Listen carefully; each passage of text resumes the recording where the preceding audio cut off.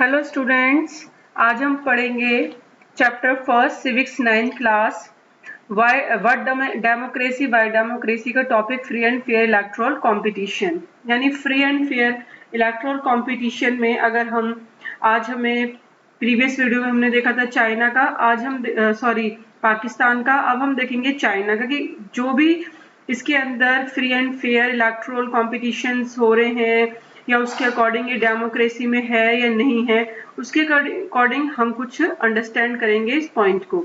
China में elections are regularly held, यहाँ तो इलेक्शन होते हैं after every 5 years for electing that countries parliament. जो भी वहाँ की कंट्रीज में जो पार्लियामेंट है उसमें इलेक्टिंग होती है और उसका नाम यहाँ पे कॉन्गो रिनेम और दाइबियो दाहू बताया है। इसको आपको लर्न करने की जरूरत नहीं है, आप नेशनल पीपल्स कांग्रेस इसे याद कर लीजिए। ये वाला आप वन वर्ड में भी आ सकता है। The National People's Congress has the power to appoint the president of the country. National People's जो कांग्रेस के हैं, यानी ये जो इसके अंदर बताया गया है इस पार्टी के अंदर, जैसे कि हमारी पार्टी है कांग्रेस पार्टी, तो वहां पे नेशनल पीपल्स कांग्रेस है जो कि उसके पास पावर है appoint the president of the country. Country के प्रेसिडेंट को अपॉइंट करने की पावर है इस पार्टी के पास। It has nearly 3000 member elected from all over China, यानी इतने मेंबर पूरे चाइना में से इलेक्ट किए जाते हैं। Some member are elected by the army and before contesting election a candidate need the approval of the China Communist Party। लेकिन आप स्टूडेंट यहाँ पे अपने माइंड में एक बात क्लियर कर लीजिए कि पार्टी वहां पे सिर्फ एक ही है, वो भी है कम्युनिस्ट पार्टी। जैसे कि इंडिया मल्टी पार्टी है, यहाँ पे बहुत सारी बीजेपी पार्टी है और कांग्रेस पार्टी है, जनता दल पार्टी है या फिर आम जनता पार्टी है, ये सब पार्टी यहाँ पे मल्टी है इंडिया में। लेकिन यहाँ आप देखोगे सिर्फ कम्युनिस्ट पार्टी है। किसी भी कॉन्टेस्ट में इलेक्शन में खड़े होने के लिए उनको क्या करना पड़ता है, कैंडिडेट को अप्रूवल लेना पड़ता है सिर्फ चाइनीज कम्युनिस्ट पार्टी से, जो कि एक दलीय सरकार है। वहां पे सिर्फ एक ही पार्टी चलती है, वन पार्टी सिस्टम है चाइना में। तो आपको इंडिया और चाइना में अगर हम देखें कि किस तरीके का डिफरेंट है, तो यहाँ पे वन पार्टी सिस्टम है और हमारा जो है इंडिया का स्टूडेंट वो मल्टी पार्टी सिस्टम है। तो इसके अंदर हम पढ़ रहे हैं कि किस तरीके से डेमोक्रेसी इसके अंदर फिट होती है या नहीं होती है। और only those who are member of the Chinese committee, जो इसके मेंबर होते हैं चाइनीज पार्टी के, उनको ही इसके अंदर अप्रूवल है और वही इसके अंदर पार्ट ले सकते हैं। इसके अंदर 8 स्मॉलर पार्टीज एलिड टू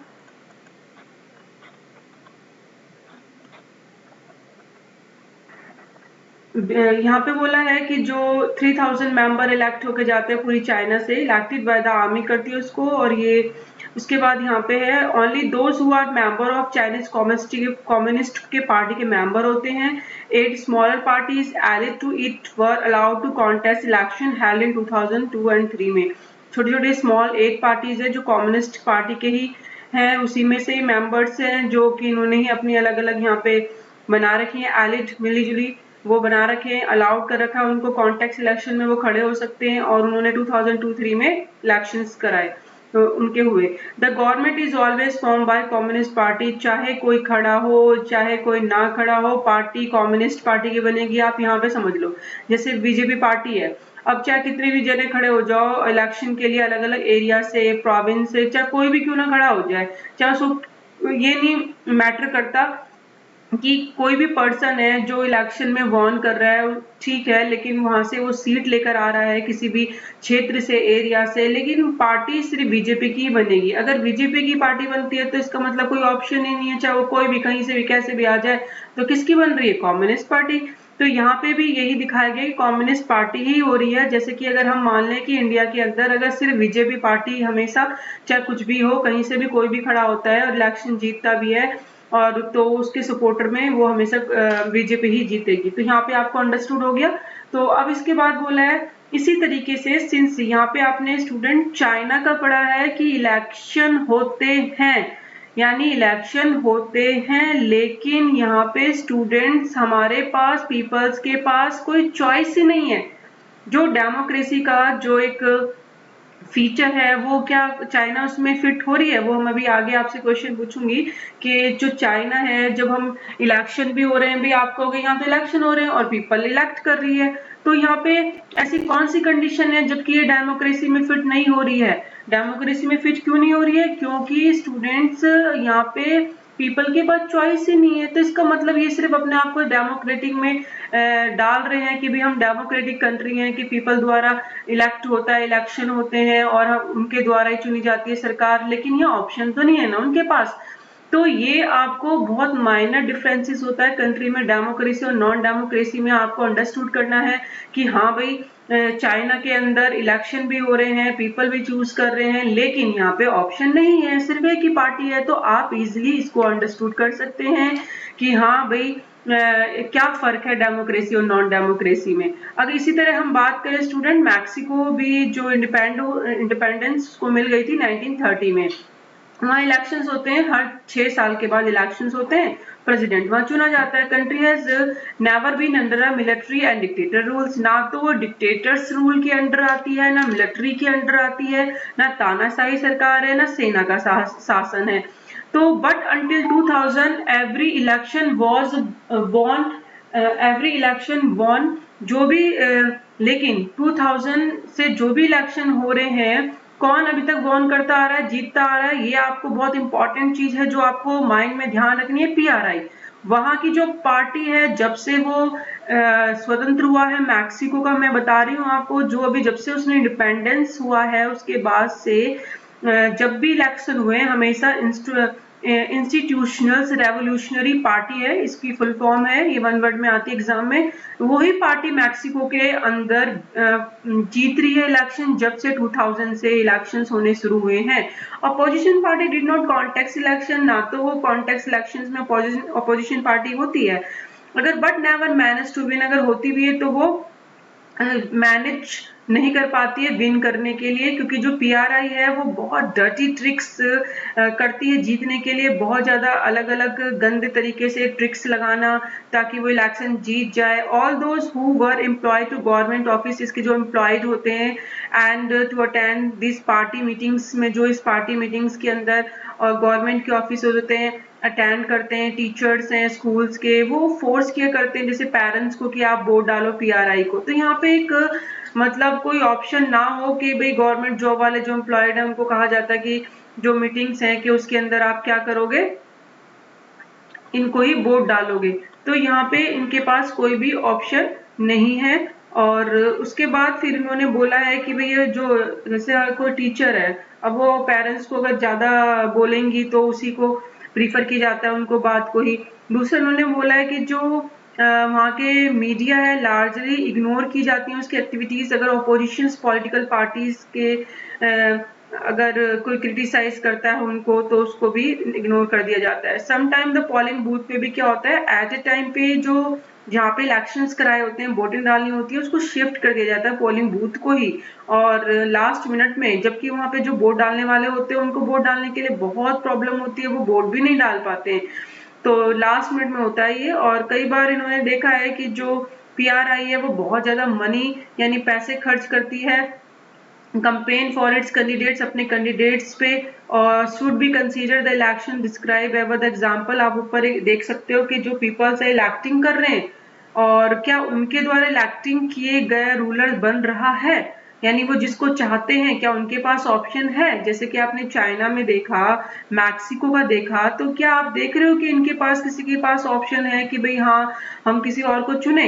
यहाँ ये वाली बात आपको नोटिस करनी है। Should be consider the election describe ever example, जो हमने ऊपर एग्जाम्पल में देखे हैं, तो क्या उसमें कौन रूलर कर रहा है? रीडिंग दिस एग्जाम्पल से हमें सेंस में अभी वी नॉट गेट, इतना हम नहीं गेट करें, तो there are many problems here, यहाँ बहुत सारी ऐसी प्रॉब्लम है जैसे कि चाइना के अंदर इलेक्शंस हैं, do not offer people any serious choice, वहाँ पे चॉइस ही नहीं है। They have to choice the ruling party and the candidate approved by it, क्योंकि जो रूलिंग पार्टी है, जो अगर वहाँ पे कैंडिडेट अप्रूव्ड होते हैं उनके द्वारा, तो दे हैव टू चूज, तो उनको हम चूज करें। Can we call this a choice, तो हम इसे क्या चॉइस कहेंगे कि भाई कैंडिडेट्स हमारे पास जो रूलिंग पार्टी के हैं उन्हीं को हमें चूज करना है। इन द ये मैक्सिकन एग्जाम्पल जो हमने पढ़ा है, people seem really have a choice, उनके पास हमें देखने में तो लग रहा है कि चॉइस है कि और लोग भी कंटेस्ट हैं जो खड़े हो रहे हैं, कैंडिडेट्स हैं, but in practice they had no choice. लेकिन जो वहाँ की प्रैक्टिस चल रही है, डेटी ट्रिक्स चल रही हैं, उससे हमें पता चलता है कि चॉइस नहीं है। There was no way ruling party could be defeated, उनके पास कोई भी ऐसा ऑप्शन नहीं कि रूलिंग पार्टी को वो डिफीट कर सके, हरा सके। Even if people were against, people भी अगेंस्ट जाते हैं, तो these are not fair elections, इसको हम फेयर इलेक्शन नहीं कह सकते हैं क्या? तो ये फेयर इलेक्शन में नहीं आता। We can this 8 second feature to our understand of democracy, ये हमारा सेकेंड फीचर को अंडरस्टैंड करने में बहुत जरूरी है कि डेमोक्रेसी किसे कहते हैं, कि डेमोक्रेसी के अंदर जो फ्री फेयर इलेक्शंस होते हैं उसको अगर हम देखें तो क्या इसके अंदर फ्री फेयर इलेक्शन हो रहे हैं?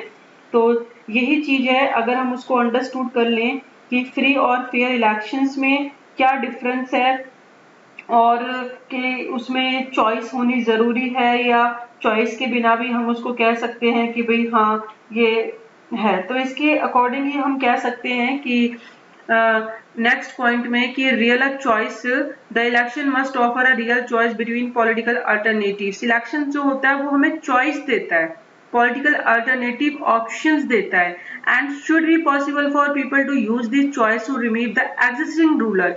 इस चॉइस की वजह से ही जो पहले से रूलर होता है उसको पॉसिबल होता है कि हम उसको रिमूव कर सकें। अगर स्टूडेंट चॉइस नहीं होगी आपके पास, जैसे कि आप जिसको पसंद नहीं करते हो, तो आप उसको क्या करोगे? उसको हमें सहन करना पड़ता है, उसको हमें बियर करना पड़ता है कि हम इसको चाहते भी नहीं लेकिन फिर भी हमें इसको क्या करना पड़ रहा है, सहन करना पड़ रहा है। तो यहाँ भी वही है, जब आपके पास चॉइस ही नहीं है तो वो रूलर्स को मूव नहीं कर पाएंगे, रिमूव नहीं कर पाएंगे। तो यहाँ पे जो इफ दे विश, सो जो वो चाहते हैं जबकि, और जबकि वो नहीं कर पाएंगे। A democracy must be based on a free and fair election। तो डेमोक्रेसी का जो सेकेंड रूल है उसमें साफ बोला है फ्री एंड फेयर इलेक्शन होने चाहिए, where those currently in power have a fair chance of losing, ताकि फेयर जो पावर में है उनको हमेशा लूजिंग होने का थोड़ा सा रहना चाहिए कि हम यहाँ से अपनी पावर को लूज कर सकते हैं, खो सकती है हमारी पावर, थोड़ा सा डर उनको होना चाहिए जो डेमोक्रेसी के अंदर है। तो हमने मैक्सिको और चाइना का एग्जाम्पल पढ़ा स्टूडेंट्स के, आपको ये जो पॉइंट्स हैं ये आपको माइंड में रखने हैं। ये फर्स्ट पॉइंट था जो हमने देखा था, फाइनल डिसीजन अगर पीपल द्वारा होता है तो ये फीचर आ रहा है, किसका फीचर आ रहा है? डेमोक्रेसी का। कि डेमोक्रेसी को हम जब भी मानते हैं कि जब फाइनल डिसीजन लेते हैं, कौन लेते हैं?